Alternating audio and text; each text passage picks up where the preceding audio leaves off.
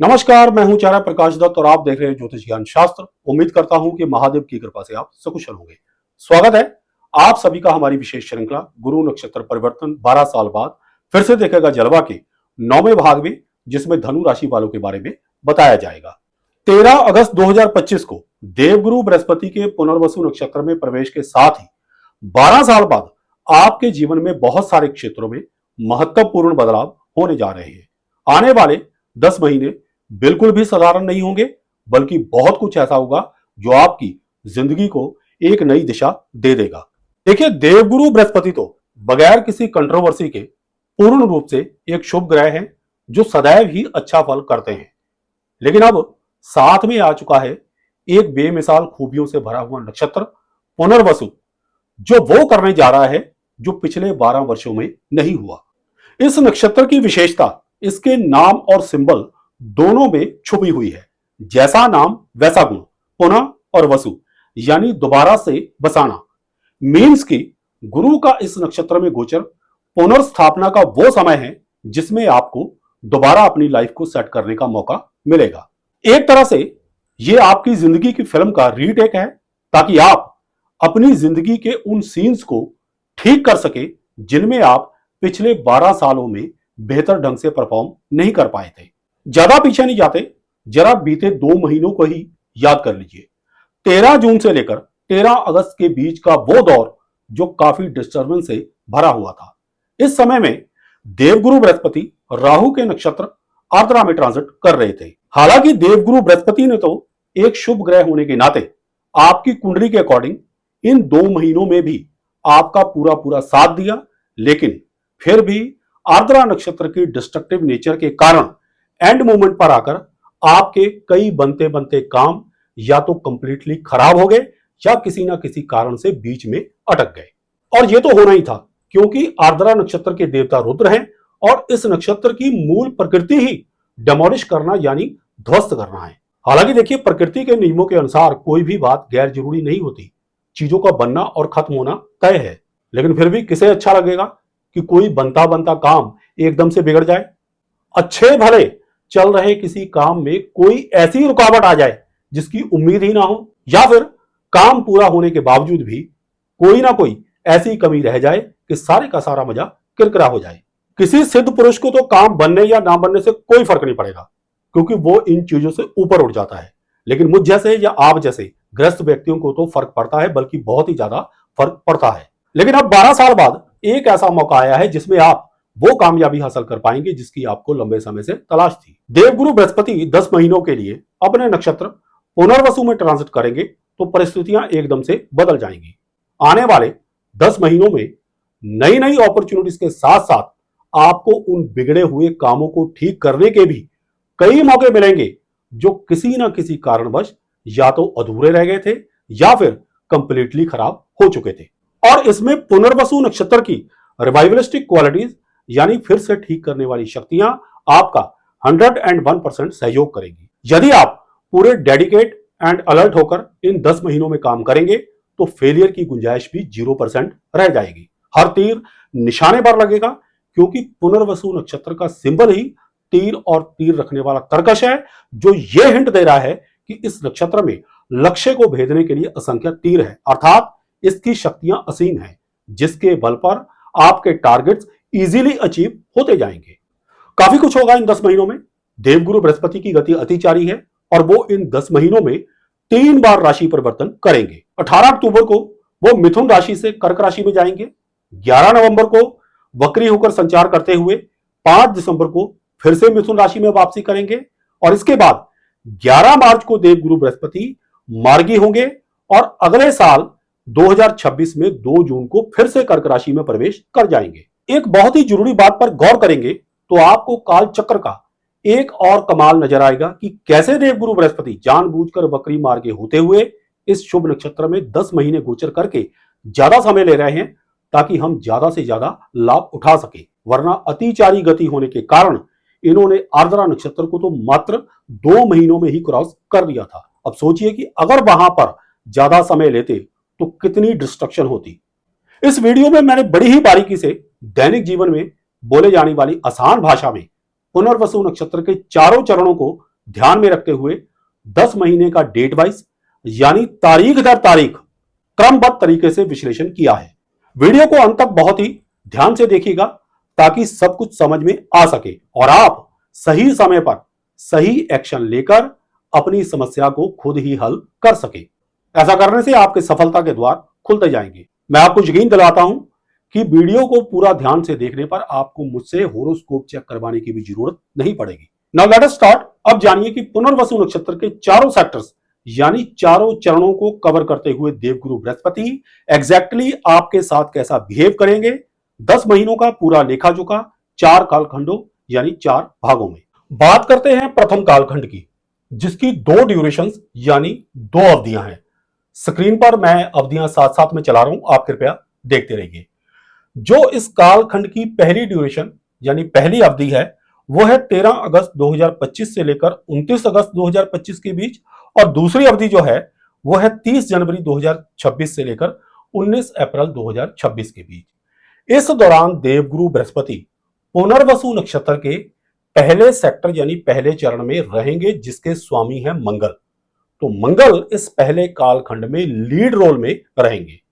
मंगल आपकी जन्म कुंडली के according 5th house and 12th house के लॉर्ड है। 5th हाउस वो है जहां पर 1 नंबर लिखा हुआ है मेष राशि पड़ती है, और 12th हाउस वो है जहां पर 8 नंबर लिखा हुआ है वृश्चिक राशि पड़ती है। आप स्क्रीन पर चल रही कुंडली को भी देख सकते हैं साथ साथ। देवगुरु बृहस्पति की बात करें तो वो आपकी राशि के स्वामी हैं, यानी 1st हाउस प्रथम भाव के स्वामी हैं, और साथ में 4th हाउस के स्वामी है जहां पर 12 नंबर लिखा हुआ है, और 1st हाउस वो है जहां पर 9 नंबर लिखा हुआ है। तो अब ये सारा मिला जुला प्रभाव इस गोचर का देखने को मिलेगा। इस प्रभाव में जो भूमिका रहेगी पहले कालखंड में मंगल की रहेगी, देवगुरु बृहस्पति और पुनर्वसु नक्षत्र की तो खैर चारों कालखंडों में रहेगी, लेकिन पहले प्रथम कालखंड में क्या होगा कि मंगल जो है वो लीड रोल में रहेंगे। अब क्या क्या परिणाम आपको मिलेंगे वो जानिए। देखिए, सप्तम भाव में ये ट्रांजिट हो रहा है तो शादी ब्याह से संबंधित काम जो है वो जोर पकड़ेंगे। रिश्ता हो सकता है, कोई बातचीत चल रही थी तो वो जो है सिरे चढ़ सकती है या फिर गति पकड़ सकती है। इसके अलावा वो रिश्ते जो किसी कारण से टूटने की कगार पर थे या उनमें जिनमें कुछ खटास वगैरह चल रही थी, कोई डिस्प्यूट चल रहा था, तो वो भी पुनः जुड़ सकते हैं। यहां पर पुनर्वसु नक्षत्र का रिवाइवलिस्टिक इफेक्ट यानी पुनर्स्थापना वाला प्रभाव जो है वो आपके बहुत ही काम आएगा। तो आपको कोशिश करनी चाहिए, अगर किसी व्यक्ति के जीवन में कुछ इस तरह का चल रहा है, शादी ब्याह में डिस्प्यूट चल रहे हैं, तो इस समय के दौरान कोशिश करने पर मैटर जो है सॉल्व हो सकता है। अब देवगुरु बृहस्पति आपकी जन्म कुंडली के अकॉर्डिंग 4th हाउस के लॉर्ड हैं। अब 4th हाउस से किस चीज का विचार किया जाता है?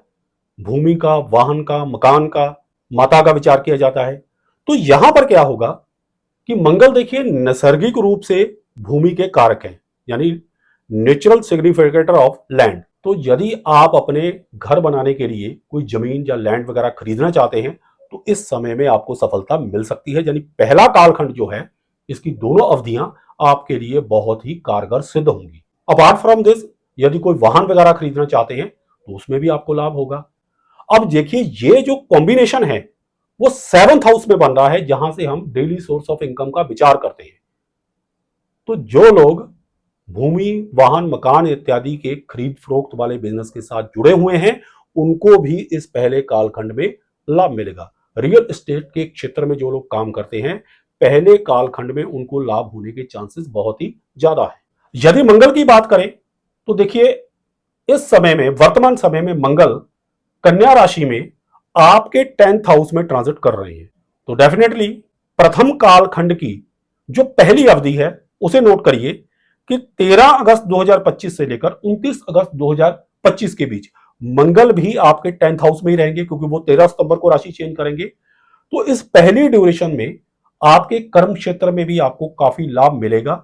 देवगुरु बृहस्पति, पुनर्वसु नक्षत्र और मंगल का ये कॉम्बिनेशन 10th हाउस के ऊपर भी प्रभाव डालेगा। तो आप अपने सीनियर्स और बॉस की नजरों में लीड रोल में आ सकते हैं। भले ही इस प्रथम कालखंड में कोई इंक्रीमेंट या प्रमोशन वगैरह ना लगे, लेकिन उसकी ग्राउंड जो है वो प्रिपेयर होगी। आगे जाकर इसका रास्ता बन सकता है, मार्ग प्रशस्त हो सकता है। तो ये प्रथम कालखंड इस पॉइंट ऑफ व्यू से बहुत ही अच्छा है कि आपकी तरक्की का मार्ग जो है वो खुलेगा। यदि कारोबारियों की बात करें जिनका अपना बिजनेस है, तो पहले कालखंड में अगर कोई वो एक्सपेंशन करना चाहते हैं अपने बिजनेस में, तो उस पॉइंट ऑफ व्यू से बड़ा अच्छा समय है। ये कॉम्बिनेशन इस मैटर में उनको बहुत ही सहायता करेगा। यदि कोई बिजनेस पॉइंट ऑफ व्यू से आप अपने बिजनेस प्रेमिसेस के साथ और ज्वाइनिंग लैंड यानी साथ सटी हुई भूमि लेना चाहते हैं, तो इस कालखंड में सफलता के आसार बहुत ही ज्यादा हैं। कोशिश करने पर यह काम जो है सफल हो जाएगा। अच्छा, पुनर्वसु नक्षत्र जो है वो पुनर्स्थापना यानी दोबारा से चीजों को सेट करते हैं। तो नौकरी पेशा लोगों के लिए प्रथम कालखंड में स्विच करने के पॉइंट ऑफ व्यू से यानी नौकरी बदलने के पॉइंट ऑफ व्यू से यह समय बहुत ही अच्छा सिद्ध होगा। इसी तरह से यदि आप अपने बिजनेस में भी कोई चेंज लेना चाहते हैं, स्विच करना चाहते हैं, किसी एक फील्ड से दूसरे फील्ड में जाना चाहते हैं, तो उस पॉइंट ऑफ व्यू से भी यह समय अच्छा है। कोशिश करने पर आपको सफलता मिल सकती है। अब मंगल की बात करें तो मंगल देखिए आपके 5th हाउस के लॉर्ड है, तो वहां पर भी प्रभाव पड़ेगा। 5th हाउस वही जहां पर 1 नंबर लिखा हुआ है, स्क्रीन पर आप देख सकते हैं मेष राशि पड़ती है, तो वो आपका 5th हाउस है।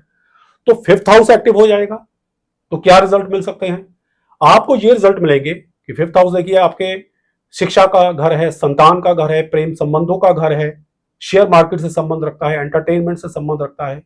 तो इन क्षेत्रों में भी आपको सफलता मिलेगी। मंगल, गुरु और पुनर्वसु नक्षत्र का जो कॉम्बिनेशन है ये आपको शेयर मार्केट के क्षेत्र में रैपिड प्रोग्रेस दिलवा सकता है। यदि आप कुछ डिसीजन समझदारी से, होश और जोश, मंगल का जोश और देवगुरु बृहस्पति का होश, इन चीजों का समन्वय यानी कॉम्बिनेशन करके अगर आप डिसीजन लेंगे तो शेयर मार्केट में भी आपको लाभ मिलेगा। लेकिन जल्दबाजी से आपको बचना होगा, क्योंकि देखिए आपकी धनु राशि पर इस समय 4 ग्रहों का प्रभाव है। वो मैं आपको बताता हूं। देखिए मंगल की 4थी दृष्टि पड़ रही है, वो कन्या राशि में है। देवगुरु बृहस्पति मिथुन राशि में है, उनकी 7वीं दृष्टि पड़ रही है। शनिदेव इस समय मीन राशि में ट्रांजिट कर रहे हैं, उनकी 10वीं दृष्टि पड़ रही है।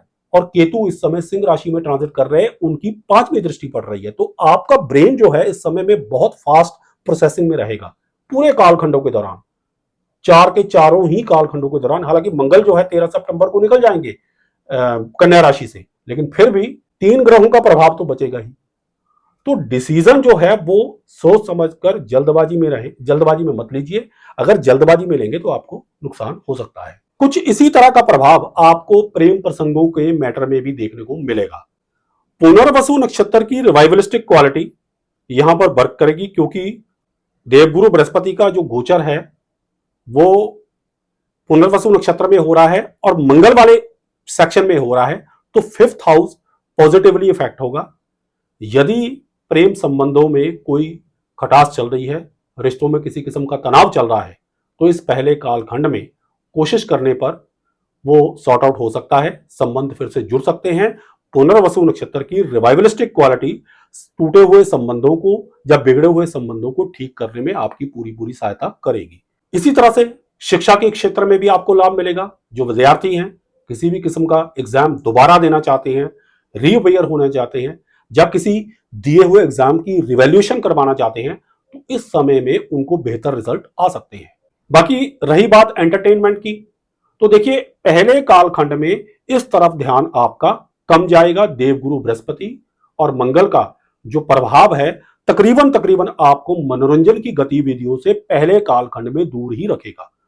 अब 12वें भाव में भी मंगल की राशि है, वृश्चिक राशि पड़ती है, तो उसका क्या प्रभाव देखने को मिल सकता है कि विदेश से जुड़े मामले जो हैं वो एकदम से एक्टिव हो सकते हैं, अचानक होंगे, क्योंकि वहां पर मिस्टीरियस टाइप राशि वृश्चिक पड़ती है। और वृश्चिक राशि जो होती है रहस्यमय होती है, तो कुछ रहस्यमय प्रभाव रहेगा। जो भी विदेशों से जुड़े हुए मामले सक्रिय होंगे वो अचानक से होंगे। अचानक कोई आपका हिडन टैलेंट, कोई आपकी छुपी हुई प्रतिभा इस समय में काम आ सकती है, जिसका आपको बहुत बड़ा लाभ मिलेगा। जो लोग इंपोर्ट एक्सपोर्ट का काम करते हैं उनको भी काफी लाभ मिलेगा इस समय में, क्योंकि 12वें भाव से इंपोर्ट एक्सपोर्ट के काम का भी विचार किया जाता है, तो इंपोर्ट एक्सपोर्ट के काम में भी लाभ मिलेगा। कोई नए ऑर्डर मिल सकते हैं, उनकी आमदनी बढ़ेगी। देवगुरु बृहस्पति की 5वीं दृष्टि की बात करें तो वो देखिए आपके 11th हाउस में पड़ रही है। 11th हाउस वो जहां पर देखिए 7 नंबर लिखा हुआ है, तुला राशि पड़ती है, तो वो आपका 11th हाउस है। तो ये मिला जुला प्रभाव पुनर्वसु नक्षत्र का, मंगल का और देवगुरु बृहस्पति का आपकी इच्छाओं को ना बहुत ही तीव्र कर देगा। पहले कालखंड में बहुत सारी इच्छाएं आपके मन के अंदर पनप सकती है और पूर्ण भले ही ना हो पहले कालखंड में, लेकिन उन इच्छाओं के पूरे होने का कोई मार्ग बन सकता है, उस दिशा में आप आगे बढ़ सकते हैं। तो आपको कोशिश करनी चाहिए, कोई कंक्रीट कदम उठाना चाहिए, मतलब सपनों की दुनिया से बाहर आए। वैसे देवगुरु बृहस्पति, शनि का और केतु का और मंगल का प्रभाव आपको सपनों की दुनिया में रहने भी नहीं देगा।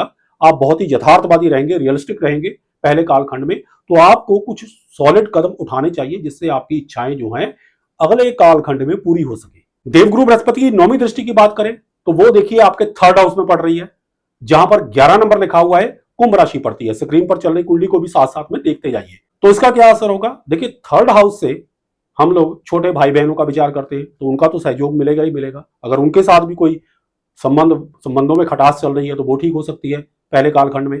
इसके अलावा आपकी स्किल, यानी जिस भी चीज में आपको महारत है उसमें निखार आएगा, या फिर आप कुछ नया सीखना चाहते हैं उसमें भी आप सफल हो सकते हैं, उसमें भी आपको फायदा मिलेगा।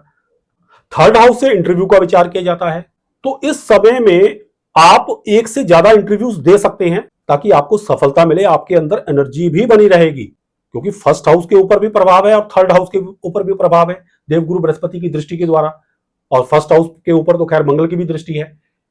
तो ये प्रभाव जो है क्या करेगा कि आपको एनर्जेटिक रखेगा, जिससे आपकी काम करने की क्षमता बढ़ेगी। और इंटरव्यू में भले ही पहले कालखंड में आपको एकदम से नौकरी ना मिले, लेकिन नौकरी मिलने के आसार बन जाएंगे, इंटरव्यू में सफलता जो है वो मिल जाएगी।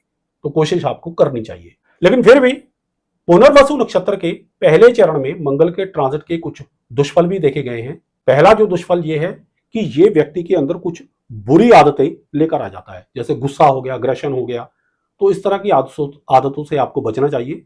और संतान के ऊपर भी कुछ विपरीत प्रभाव देखे गए हैं। मंगल की जो 13 सितंबर तक दृष्टि भी जो है वो आपके 5th हाउस पर रहेगी, जो कि संतान भाव है। तो अपनी संतान का विशेष तौर पर ध्यान रखें कि अगर उनका स्वभाव जो जिद्दी हो रहा है, उनमें किसी किस्म का अग्रेशन आ रहा है, आपका कहना नहीं मान रहे, तो आपको एक उपाय ये कर लेना चाहिए कि मंगलवार के दिन हनुमान जी को बूंदी के लड्डुओं का भोग लगाएं। और यदि आप हनुमान चालीसा या बजरंग बाण का पाठ कर सकते हैं तो अति उत्तम। तो ये कुल मिलाकर जो देखा जाए तो मंगल के प्रथम कालखंड में ये उपाय जो है दुष्प्रभावों को काफी हद तक शांत कर देगा। बात संतान की आई है तो एक बात मैं और भी बता देता हूं कि प्रथम कालखंड में धनु राशि की फीमेल्स जो हैं, जो गर्भवती हैं, वो अपनी संतान के विषय में बहुत ही अलर्ट रहें। गर्भ में पल रही संतान की रक्षा के लिए अपनी हाइट के बराबर, यानी अपने कद के बराबर सफेद रंग का धागा, सूत जिसे कहते हैं, वो लेकर अपनी बाईं कलाई के इर्द गिर्द लपेट लें। इससे गर्भ में पल रही संतान की रक्षा होगी। बाकी प्रथम कालखंड में एक और प्रिकॉशन जो है वो नौकरी पेशा लोगों को रखनी होगी, क्योंकि मंगल भी 13 सितंबर तक 10th हाउस में रहेंगे, कर्म क्षेत्र में रहेंगे। तो अपने गुस्से पर थोड़ा नियंत्रण रखें। सीनियर्स या बॉस से बातचीत करते वक्त किसी भी किस्म के वाद विवाद से बचें। तो यह था प्रथम कालखंड। अब बढ़ते हैं अगले कालखंड की तरफ। जहां तक दूसरे कालखंड का प्रश्न है, तो इस दौरान देवगुरु बृहस्पति पुनर्वसु नक्षत्र के दूसरे चरण में, यानी दूसरे सेक्टर में ट्रांजिट करेंगे। दूसरे चरण के स्वामी ग्रह जो हैं वो हैं शुक्र। दूसरे कालखंड की 3 अवधियां हैं। अवधियां मैं स्क्रीन पर दिखा रहा हूं, आप कृपया उनको नोट कर लीजिए। पहली अवधि जो है वो है 30 अगस्त 2025 से लेकर 18 सितंबर 2025 के बीच। दूसरी 4 जनवरी 2026 से लेकर 29 जनवरी 2026 के बीच। और तीसरी अवधि जो है वो है 20 अप्रैल 2026 से लेकर 13 मई 2026 के बीच। क्योंकि नक्षत्र के दूसरे चरण के स्वामी ग्रह शुक्र हैं, इसलिए इस दूसरे कालखंड में शुक्र ग्रह देवगुरु बृहस्पति और पुनर्वसु नक्षत्र के साथ लीड रोल में रहेंगे। यदि शुक्र की बात करें तो शुक्र आपकी जन्म कुंडली के अनुसार 6ठे भाव के स्वामी है, यानी 6th हाउस के लॉर्ड है, जहां पर 2 लिखा हुआ है वृषभ राशि पड़ती है। और साथ में 11th हाउस के लॉर्ड हैं, जहां 7 नंबर लिखा हुआ है तुला राशि पड़ती है। तो ये 2 भाव भी द्वितीय कालखंड में एक्टिवेट हो जाएंगे। तो अब आपको क्या रिजल्ट मिलेंगे वो मैं आपको बताता हूं। देखिए, ट्रांजिट आपके 7th हाउस में हो रहा है।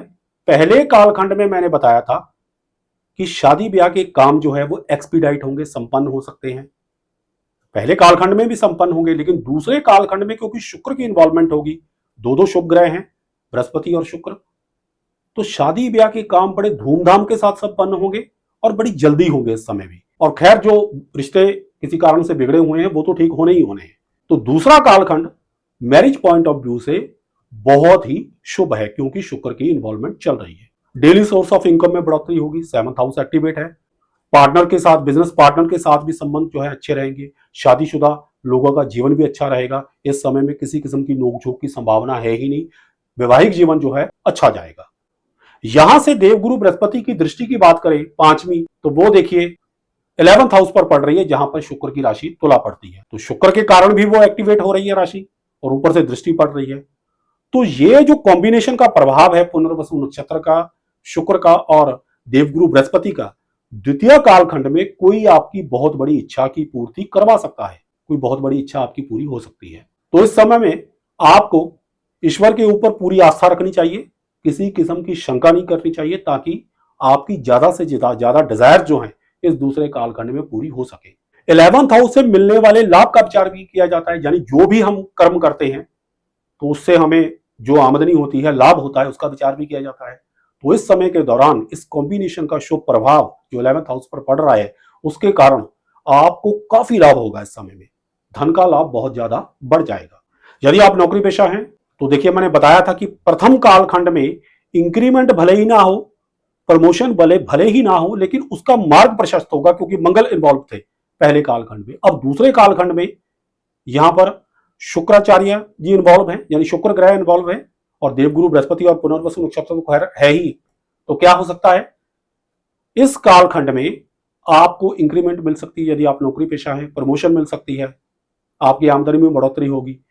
यदि आप खुद का कारोबार करते हैं, अपना खुद का बिजनेस है, तब भी आपकी आमदनी बढ़ेगी, आपके कारोबार में बढ़ोतरी होगी, लाभ होगा, आपको ऑर्डर वगैरह ज्यादा मिल सकते हैं। देवगुरु बृहस्पति की 7वीं दृष्टि की बात करें तो वो देखिए 1st हाउस पर पड़ रही है। स्क्रीन पर देखिए जहां पर 9 नंबर लिखा हुआ है वो आपका 1st हाउस है, राशि आपकी धनु पड़ती है। तो देवगुरु बृहस्पति और शुक्र का सम्मिलित प्रभाव आपको प्रसन्नचित रखेगा। आपके शौक भी इस दूसरे कालखंड में पूरे होंगे। तीनों अवधियां इस पॉइंट ऑफ व्यू से काफी बेनिफिशियल हैं। आप अपने वस्त्रों के ऊपर ज्यादा खर्च करेंगे। और वैसे भी दूसरे कालखंड में एक राज की बात यह है कि आपको अपने वस्त्र जो है वो बहुत ही टिप टॉप रखने भी चाहिए, ताकि शुक्र जो है ज्यादा से ज्यादा बेहतर फल कर सके। वस्त्रों को भूलकर भी दूसरे कालखंड के दौरान मैले कुचैले मत रखें। देवगुरु बृहस्पति की 9वीं दृष्टि आपके 3rd हाउस पर रहेगी जहां पर 11 नंबर लिखा हुआ है, कुंभ राशि पड़ती है। तो पहले कालखंड में मैंने बताया था कि स्किल जो आपकी है उस समय में आपके काम आएगी, इंटरव्यूज वगैरह में आपको सफलता मिलेगी और नौकरी के आसार बनेगी। तो इस दूसरे कालखंड में इजीली आपकी जो इंटरव्यूज है वो क्लियर हो जाएंगी और नौकरी जो है वो जल्दी मिलने के आपको चांसेस दूसरे कालखंड में बनेंगे, जल्दी मिल जाएगी नौकरी। इसके अलावा इस कालखंड में जो आपकी स्किल्स है यानी प्रतिभा है वो निखरेगी, उसमें निखार आएगा, यानी डेवलप होगी और शाइन करेगी, लोगों की नजर में भी आएगी, तो जिसका आपको कमर्शियली काफी बेनिफिट मिलेगा। आपके अंदर जो भी स्किल है वो इस समय में यानी दूसरे कालखंड में वो उभर कर सामने आ सकती है, जिसका आपको काफी बेनिफिट मिलेगा। बाकी इस दूसरे कालखंड में आपकी कुछ पर्यटन स्थल की यात्राएं हो सकती हैं। आप किसी हिल स्टेशन वगैरह में टूर पर जा सकते हैं क्योंकि 3rd हाउस गुरु और शुक्र के प्रभाव से एक्टिवेट हो रहा है। तो इस पॉइंट ऑफ व्यू से भी ये समय काफी अच्छा है। देवगुरु बृहस्पति और शुक्राचार्य दोनों ही धर्म का प्रतिनिधित्व करते हैं, तो किसी धार्मिक स्थान की भी यात्रा हो सकती है। और शुक्र की इन्वॉल्वमेंट है तो सीधी सी बात है, प्रेम प्रसंग के जो मैटर हैं वो भी इस समय के दौरान एक्टिवेट होंगे। 3rd हाउस के ऊपर दृष्टि है तो ये 5th हाउस का लाभ स्थान है। तो प्रेम प्रसंगों के मामले में इस दूसरे कालखंड में आपको पहले कालखंड से भी ज्यादा लाभ मिलेगा, यानी इस लिहाज से ये समय काफी अच्छा जाएगा। यदि आप किसी को प्रपोज करना चाहते हैं तो आप कर सकते हैं, लेकिन डेकोरम जो है वो मेंटेन रखें।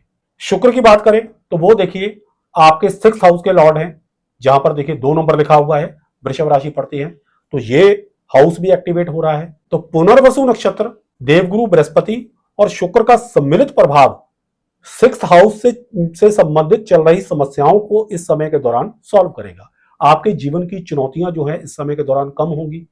यदि स्त्री के साथ, किसी भी स्त्री के साथ या अपनी पत्नी के साथ कोई वाद विवाद चल रहा है, लव पार्टनर के साथ कोई वाद विवाद चल रहा है, तो इस दूसरे कालखंड में इजीली सॉल्व हो जाएगा, बस कोशिश कीजिएगा। कोर्ट कचहरी के जो मैटर्स हैं उनमें आपको सफलता मिलेगी। ऋण का भार इस समय के दौरान हल्का हो सकता है। ऑन द कॉन्ट्रेरी, यदि आप घर बनाने के लिए लोन लेना चाहते हैं तो वो मिल सकता है, क्योंकि फोर्थ हाउस भी एक्टिव है और साथ में सिक्स्थ हाउस भी एक्टिव है। तो क्या होगा कि इस समय के दौरान यदि आप कोई ऋण वगैरह घर बनाने के लिए लेना चाहते हैं तो उसमें आपको सफलता मिल जाएगी, इजीली मिल जाएगा। सिक्स्थ हाउस से कॉम्पिटिटिव एग्जाम का विचार किया जाता है, तो जो विद्यार्थी किसी इस तरह के एग्जाम में अपीयर होंगे उनको भी सफलता इजीली मिल जाएगी। हालांकि इस समय के दौरान यानी दूसरे कालखंड की तीनों अवधियों में आपका इम्यून सिस्टम तकरीबन सही रहेगा, लेकिन फिर भी गुरु और शुक्र का सम्मिलित प्रभाव क्वाइट पॉसिबल है कि कुछ खान पान की आदतों में बिगाड़ करके आपको कुछ डिसीजेस दे सकता है। सो अपने खान पान का ध्यान रखें ताकि किसी किस्म की जो है बीमारी से बचाव किया जा सके। विशेष करके जो डायबिटीज से अफेक्टेड लोग हैं उन लोगों को चाहिए कि मीठे से परहेज रखें। गुरु और शुक्र का जो प्रभाव है इस तरह के रोगों को एकदम से बढ़ा सकता है। अब यहां पर देखिए 11th हाउस एक्टिवेट हुआ है, जहां पर 7 नंबर लिखा हुआ है, तुला राशि पड़ती है। तो मैंने एक बात कही थी कि कोई बहुत बड़ी इच्छा पूरी हो सकती है। तो प्रथम कालखंड और इस द्वितीय कालखंड को अगर मिक्स करके देखें तो देखिए प्रथम कालखंड में मंगल इन्वॉल्व थे, तो आपका 12th हाउस जो था वो सक्रिय था। इस कालखंड में आपका 11th हाउस सक्रिय है और साथ में 4th हाउस तो रहेगा ही, क्योंकि मीन राशि है वहां पर। तो आपकी कोई बड़ी इच्छा पूरी हो सकती है पहले और दूसरे कालखंड को मिलाकर। तो वो ये है कि यदि आप विदेश में कोई घर बनाना चाहते हैं तो वो इच्छा आपकी पूरी हो सकती है। ऑन द कॉन्ट्रेरी, यदि देश में भी बनाना चाहते हैं तो वो भी पूरी हो सकती है। इसके अलावा क्योंकि पुनर्वसु नक्षत्र जो है वो स्विच करता है, एक स्थान से दूसरे स्थान में ले जाने में मदद करता है। तो मैंने एक बात कई अपनी वीडियो में बता चुका हूं पहले भी कि जब भी 12th हाउस और 4th हाउस का संबंध शुभ ग्रहों के द्वारा बने तो क्या होता है कि टू वे ट्रैफिक खुल जाता है। यदि आप विदेश में हैं तो विदेश से अपने देश में शिफ्ट हो सकते हैं, और यदि देश में हैं तो विदेश में जाकर बस सकते हैं। तो इस पॉइंट ऑफ व्यू से ये समय बहुत ही अच्छा है। यदि आप पीआर वगैरह लेना चाहते हैं, विदेश जाना चाहते हैं, तो भी आपको सफलता मिलेगी, बड़ी इच्छा पूरी होगी। और यदि आप विदेश से घर आना चाहते हैं, अपने होमलैंड अपने कंट्री में घर बनाना चाहते हैं, तो उस पॉइंट ऑफ व्यू से भी ये समय अच्छा है। पहला और दूसरा कालखंड मिक्स रहेगा इस पॉइंट ऑफ व्यू से। उपाय की बात करें तो यहां पर क्या है कि शुक्र का उपाय आपके बहुत ही काम आएगा। उपाय सबसे बेहतरीन तो यही है कि फ्राइडे के दिन मंदिर में आप पनीर चढ़ा सकते हैं। इसके अलावा लक्ष्मी माता की मूर्ति के आगे मिश्री चढ़ा सकते हैं। रोज यानी गुलाब की सुगंध वाली अगरबत्ती वहां पर चढ़ा सकते हैं। प्रज्वलित करने की कोई जरूरत नहीं है, बस चढ़ाकर आ जाइए। प्रेम प्रसंगों के लिए एक बहुत ही बढ़िया उपाय बताता हूं, बहुत सारे लोग मुझसे पूछते हैं। तो किसी भी शुक्रवार के दिन जब सूर्यास्त का टाइम हो रहा होता है तो भगवान कृष्ण की मूर्ति के आगे एक लाल रंग का गुलाब चढ़ाते हुए अपने प्रेम जीवन में शांति और संबंधों में सुधार की आप प्रार्थना करते हुए वो फूल चढ़ा दे भगवान श्री कृष्ण जी को, तो आपको इसमें सफलता मिलेगी, गजब के परिणाम मिलेंगे। तो ये था दूसरा कालखंड। अब बढ़ते हैं तीसरे कालखंड की तरफ। देखिए तीसरे कालखंड में भी दूसरे कालखंड की तरह 3 ही अवधियां हैं। अवधियां मैं स्क्रीन पर चला रहा हूं, कृपया आप उनको नोट कर लीजिए। पहली अवधि जो है वो है 19 सितंबर 2025 से लेकर 17 अक्टूबर 2025 के बीच। दूसरी जो है वो 5 दिसंबर 2025 से लेकर 3 जनवरी 2026 के बीच। और जो तीसरी है वो 14 मई 2026 से लेकर 1 जून 2026 के बीच। इस दौरान देवगुरु बृहस्पति पुनर्वसु नक्षत्र के तीसरे चरण में रहेंगे, जिसके स्वामी है बुध ग्रह। तो बुध इस तीसरे कालखंड में लीड रोल में आ जाएंगे। पुनर्वसु नक्षत्र और देवगुरु बृहस्पति का रोल तो खैर रहेगा ही, लेकिन बुध जो है यहां पर काफी बड़ी भूमिका निभाएंगे। गोचर आपके 7th हाउस में रहेगा, क्योंकि पुनर्वसु नक्षत्र के तीनों पहले जो चरण है, पहला दूसरा और तीसरा, ये मिथुन राशि में ही पड़ते हैं। तो बुध की 2 राशियां मिथुन और कन्या इस कालखंड में एक्टिव हो जाएंगी। मिथुन राशि जहां 3 नंबर लिखा हुआ है वो आपके 7th हाउस में पड़ती है, और कन्या राशि जहां 6 नंबर लिखा हुआ है वो आपके 10th हाउस में पड़ती है। स्क्रीन पर आप देख सकते हैं। अब इस कालखंड में जो पहले 2 कालखंडों में मैंने बेनिफिट्स बताए हैं, जो कॉमन है वो तो मिलते ही रहेंगे आपको, लेकिन यहां पर जो विशेष लाभ आपको मिलेगा वो 7th हाउस से संबंधित होगा। 7th हाउस से हम शादी ब्याह का विचार करते हैं, वैवाहिक जीवन का विचार करते हैं, रोजमर्रा की आय का विचार करते हैं, साझेदारी बिजनेस का विचार करते हैं, और लोगों का जो ओपिनियन आपकी तरफ बन रहा है उसका विचार भी यही से किया जाता है। तो इस कालखंड में शादी ब्याह के काम संपन्न होंगे। विशेष करके यदि कन्या संतति यानी आपकी पुत्री का विवाह का कार्य जो किसी कारण से देर हो रही थी उसमें आपको खुशखबरी मिल सकती है। कोशिश कीजिएगा इस तीसरे कालखंड की तीनों अवधियों में सफलता के चांसेस बहुत ही ज्यादा ब्राइट है। वैवाहिक जीवन में यदि कोई किसी किस्म का तनाव चल रहा है तो वो भी इस समय में दूर होगा। साझेदारी बिजनेस में भी लाभ होगा।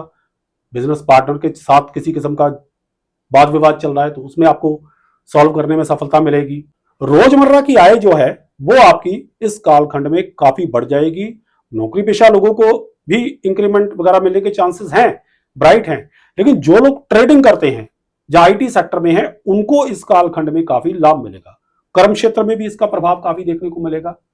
इस कालखंड में आपको बुध की चतुराई का सहारा लेना चाहिए। अगर आप पूरे एक्टिव रहे, अलर्ट मोड में रहे और इमोशनल होने से बचते रहे, खास करके दरियादिली से। देखिए देवगुरु बृहस्पति की 7वीं दृष्टि फर्स्ट हाउस पर यानी आपकी धनु राशि पर पड़ सकती है। तो कुछ मौके ना आप अपनी दरियादिली से गवा सकते हैं कि भाई छोड़ो। मतलब कई बार तो बृहस्पति इतना दरियादिल बना देता है कि वो अपना मौका भी दूसरों को दिलवाने में व्यक्ति को प्रेरित कर देता है और व्यक्ति कहता है कि चलो कोई नहीं, बात नहीं, जाने दो, तू ले ले मेरी जगह पर। तो ये चीज से आपको बचना होगा। इससे अगर आप बचे रहेंगे, बुध की चालाकी को अपनाएंगे तो इस तीसरे कालखंड में आपको लाभ बहुत ही ज्यादा होगा। कर्म क्षेत्र में ये कालखंड की तीनों अवधियां आपको काफी लाभ दिलवा सकती है। देवगुरु बृहस्पति की 5वीं दृष्टि देखिए 11th हाउस पर पड़ रही है, जहां तुला राशि पड़ती है, 7 नंबर लिखा हुआ है। दूसरे कालखंड में शुक्र एक्टिवेट थे तो शुक्र का प्रभाव था। अब इस कालखंड में बुध एक्टिवेट है तो बुध, गुरु और पुनर्वसु नक्षत्र का सम्मिलित प्रभाव जो है वो 11th हाउस के ऊपर रहेगा। तो इस कालखंड में आप अपनी इच्छाओं की पूर्ति तो कर सकते हैं लेकिन अपनी चतुराई से, भोलेपन में अगर आप रहेंगे तो इस कालखंड में आपको कोई बेनिफिट नहीं मिलेगा। भोलेपन से आपको बचना चाहिए। ये सिर्फ धनु राशि वालों के लिए बात कह रहा हूं क्योंकि बृहस्पति की दरियादिली कई बार धनु राशि वालों को बहुत ही ज्यादा नुकसान करवा देती है। जितना आप अलर्ट रहेंगे, चालाकी से काम रहेंगे, उतना ही आपको इस कालखंड में लाभ होगा। आप मेरी इस बात को आजमा कर देख लेना। सिमिलरली देखिए आपके 3rd हाउस पर देवगुरु बृहस्पति की 9वीं दृष्टि पड़ रही है, जहां पर कुंभ राशि पड़ती है। 11 नंबर जहां पर लिखा हुआ है वो आपका 3rd हाउस है। तो आपकी स्किल इस समय में बहुत ज्यादा बढ़ेगी। आप अपने अंदर एक बदलाव महसूस करेंगे। आप अपने आप को बहुत ही ज्यादा कैलकुलेटिव पाएंगे। इस समय के दौरान आपकी तर्कशीलता बढ़ जाएगी। इंटरव्यू वगैरह में तो खैर ऐसे सफलता मिलेगी। अगर कोई बहुत बड़े लेवल की इंटरव्यू देना चाहते हैं, जो लोग इस तरह की तैयारी कर रहे हैं, उनको इस तीसरे कालखंड में बहुत ज्यादा सफलता मिलने के चांसेस है। ओवरऑल देखा जाए तो ये तीसरा कालखंड आपके लिए बहुत ही ज्यादा बेनिफिशियल रहेगा। बस शर्त एक ही है कि बी कैलकुलेटिव, इमोशनल होने से बचे। जहां तक उपाय का संबंध है तो देखिए बुध का उपाय करना बहुत ही शुभ रहेगा इस कालखंड में। वो ये है कि बुधवार के दिन छोटी कन्याओं को मीठा खाने को दें। माँ दुर्गा के मंदिर में उनकी मूर्ति के समक्ष कोई नारियल से बनी हुई बर्फी या लड्डू चढ़ा सकते हैं, जिसमें थोड़ा सा ग्रीन कलर मिक्स होता है। पिस्ते वाली बर्फी भी हो सकती है, उसमें भी थोड़ा सा ग्रीन कलर मिक्स होता है। इसके अलावा दुर्गा चालीसा पढ़ना भी आपके लिए सही रहेगा। तो ये उपाय करने से बुध के शुभ फलों में वृद्धि हो जाएगी। अब बढ़ते हैं अंतिम कालखंड की तरफ, यानी चौथे कालखंड की तरफ। जहां तक चौथे कालखंड यानी अंतिम कालखंड का प्रश्न है तो इस कालखंड में देवगुरु बृहस्पति पुनर्वसु नक्षत्र के चौथे चरण में रहेंगे, जिसके स्वामी ग्रह हैं चंद्रमा। इस कालखंड की 2 अवधियां हैं। अवधियां स्क्रीन पर मैं दिखा रहा हूं, आप कृपया उनको नोट कर लीजिए। पहली अवधि जो है वो है 18 अक्टूबर 2025 से लेकर 4 दिसंबर 2025 के बीच, और दूसरी जो है वो 2 जून 2026 से लेकर 18 जून 2026 के बीच। इस दौरान देवगुरु बृहस्पति क्योंकि नक्षत्र के चौथे चरण में रहेंगे, जिसके स्वामी चंद्रमा हैं, तो चंद्रमा इस कालखंड में लीड रोल में रहेंगे। और ये चौथा चरण जो है पुनर्वसु नक्षत्र का, ये कर्क राशि में पड़ता है। तो यहां से देवगुरु बृहस्पति आपके 7th हाउस से निकलकर 8th हाउस में आ जाएंगे, जहां पर 4 नंबर लिखा हुआ है, कर्क राशि पड़ती है। तो कुछ समीकरण यहां पर चेंज होने जा रहे हैं, कृपया उनको नोट कर लीजिए। देखिए यहां पर देवगुरु बृहस्पति नो डाउट चंद्रमा की सहायता से शक्तिशाली बन जाएंगे, क्योंकि देखिए कर्क राशि एक तो उनकी उच्च राशि है, तो कर्क राशि के स्वामी भी चंद्रमा है और नक्षत्र के चौथे चरण के स्वामी भी चंद्रमा है। तो चंद्रमा की डबल सपोर्ट उनको मिलेगी, जिस कारण देवगुरु बृहस्पति नो डाउट शक्तिशाली तो रहेंगे। लेकिन नहीं भूलना चाहिए कि ये ट्रांजिट 8th हाउस में हो रहा है, तो कुछ इसके थोड़े बहुत आपको लॉसेस भी हो सकते हैं। पहले मैं आपको कुछ शुभ फल इसके बता देता हूं कि देखिए 8th हाउस मिस्टीरियस भाव है, आकस्मिक घटनाओं का, अचानक होने वाली घटनाओं का। तो शुभ ग्रह हैं तो यथासंभव शुभ घटनाएं ही होंगी, अचानक होंगी। अचानक कोई लाभ हो सकता है आपको, पैतृक संपत्ति वगैरह का कोई लाभ मिल सकता है, कोई इंश्योरेंस वगैरह का कोई काम रुका हुआ था तो वो इस समय के दौरान जो है वो हो सकता है, कामयाब हो सकता है। पैतृक संपत्ति के लाभ मिलने के चांसेस ज्यादा है, क्योंकि यहां से देखिए देवगुरु बृहस्पति की नवम दृष्टि की बात करें तो वो उनकी ही राशि, मीन राशि, यहाँ 12 नंबर लिखा हुआ है, आपका 4th हाउस है, तो वहां पर पड़ रही है। तो कॉन्सिक्वेंटली पैतृक संपत्ति संबंधी कुछ लाभ होते हुए नजर आ रहे हैं। कोई मैटर वगैरह यदि कोर्ट कचहरी में चल रहा है तो वो इस कालखंड में, चौथे कालखंड में संपन्न हो सकता है। दोनों अवधियां बेनिफिशियल है। और यहां से देवगुरु बृहस्पति की पंचम दृष्टि की बात करें, स्क्रीन पर आप देखते रहिए, तो वो पड़ रही है आपके 12th हाउस के ऊपर, जहां वृश्चिक राशि पड़ती है। तो अगेन पहले कालखंड की तरह 12th हाउस फिर से एक्टिवेट हो रहा है। तो विदेश यात्रा के काम बन सकते हैं, पीआर वगैरह के काम बन सकते हैं, इंपोर्ट एक्सपोर्ट करने वालों को लाभ मिलेगा। तो आपकी कोई हिडन स्किल्स, उसके तो चांसेस इस कालखंड में ज्यादा हैं, क्योंकि 8th हाउस भी रहस्यमय चीजों का को रिप्रेजेंट करता है और 12th हाउस भी हिडन टैलेंट को रिप्रेजेंट करता है। तो इस कालखंड के दौरान आपकी कोई छुपी हुई प्रतिभा आपका बहुत बड़ा साथ निभा सकती है। बाकी 4th हाउस पर जहां पर मीन राशि पड़ती है, 12 नंबर लिखा हुआ है, देवगुरु बृहस्पति की नवम दृष्टि रहेगी। तो भूमि, वाहन, प्रॉपर्टी इत्यादि के मामलों में आपको काफी शुभ फल मिलेंगे। यदि आप कोई प्रॉपर्टी लेना चाहते हैं, वाहन इत्यादि खरीदना चाहते हैं, तो इस चौथे कालखंड में आपको सफलता मिल सकती है। बाकी 2nd हाउस जिसे धन भाव कहते हैं, वहां पर जहां 10 नंबर लिखा हुआ है, मकर राशि पड़ती है आपकी कुंडली में, तो आप देख लीजिए वहां पर देवगुरु बृहस्पति की 7th दृष्टि, 7वीं दृष्टि पड़ रही है। तो ये कालखंड धन संबंधी भी अच्छा रहेगा। धन का आगमन भी आपके पास पर्याप्त मात्रा में हो सकता है, होता रहेगा इस कालखंड में। लेकिन इस कालखंड में जो गंभीर बात निकल कर आ रही है वो ये है कि मन में कोई गुप्त चिंता आपके चलती रहेगी। कुछ ना कुछ कारण से आपका मन जो है ना, किसी अज्ञात भय से इस कालखंड में परेशान रहेगा, क्योंकि आपकी राशि के स्वामी इस कालखंड में 8th हाउस में रहेंगे। भले ही वो उच्च राशि में है, आपका आत्मबल किसी हद तक जो है वो बना रहेगा।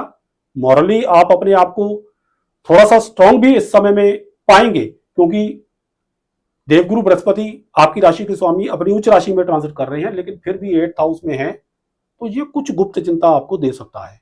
परंतु इस कालखंड में एक बेनिफिट आपको मिल रहा है, वो राहत की बात है कि देवगुरु बृहस्पति का 8th हाउस में अपनी उच्च राशि कर्क में जो ट्रांजिट है, ये आपको किसी संकट के समय में किसी दैवीय शक्ति से उससे उभरने में आपकी मदद अवश्य करेगा। यानी कि जब भी कोई ऐसी घड़ी हो जिसमें आप अपने आप को घिरा हुआ पाए समस्याओं से, तो देवगुरु बृहस्पति का यहां पर गोचर कोई आपको दैवीय सहायता अवश्य दिलवा देगा, जिससे आप उस समस्या से पार पा जाएंगे। बट हेल्थ के मामले में आपको इस कालखंड में अपना विशेष ध्यान रखना पड़ेगा। अष्टम भाव में देवगुरु बृहस्पति का ट्रांजिट आपको त्वचा संबंधी या पेट संबंधी कुछ रोग दे सकता है।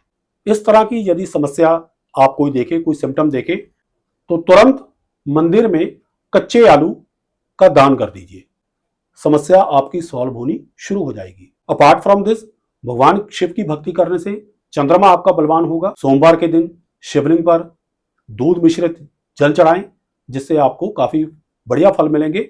चंद्रमा आपका शुभ फल करेगा। तो ये था इस गोचर का अंतिम कालखंड। तो कुल मिलाकर देखें तो ये ट्रांजिट आपके लिए काफी बेनिफिशियल रहेगा। जहां तक उपायों का प्रश्न है, तो ज्यादातर उपाय तो मैं अलग अलग कालखंडों में बता ही चुका हूं, लेकिन एक जरूरी उपाय आप और कर सकते हैं जो इस गोचर की संपूर्ण अवधि में आपके लिए बहुत ही बेनिफिशियल रहेगा। वो ये है कि अपने किसी जरूरतमंद गुरु की मदद अवश्य कीजिएगा। इसमें आपके परंपरागत गुरु के अलावा स्कूल टाइम के शिक्षक भी हो सकते हैं या कॉलेज टाइम के प्रोफेसर भी। अपनी समर्था के अनुसार उनकी यथासंभव मदद अवश्य कीजिएगा, अगर उनको किसी किस्म की कोई जरूरत है। ऐसा करने से देवगुरु बृहस्पति और भी ज्यादा शुभ फल करेंगे। बाकी जो आपके परंपरागत गुरु हैं, कुल पुरोहित हैं, मंदिर के पुजारी हैं या ब्राह्मण हैं, उनका सम्मान तो निर्विवादित रूप से करते ही रहिए।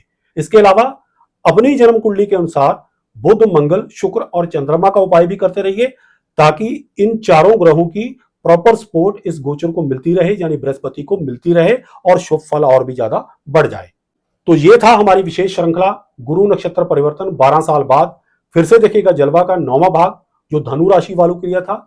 आशा करता हूं कि वीडियो में दी गई जानकारियों से आप लाभान्वित होंगे।